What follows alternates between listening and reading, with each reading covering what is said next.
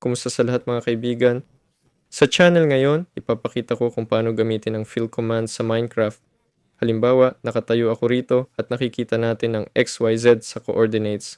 Ito ang ating XYZ. Isulat natin ito sa ating chat, ha? Sa ganitong kaso, 1488, 72 at 1994 ang akin. Ngayon gusto nating punan ang buong espasyo mula rito hanggang doon.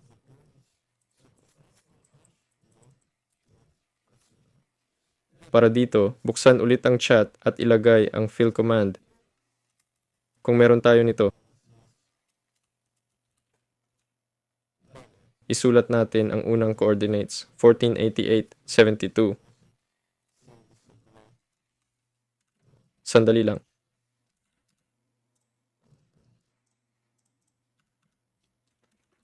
Sa fill, ilagay ang huling coordinates, 72, 994.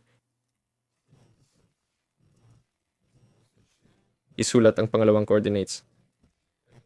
Sa akin, 1483, 81, 1985, ito.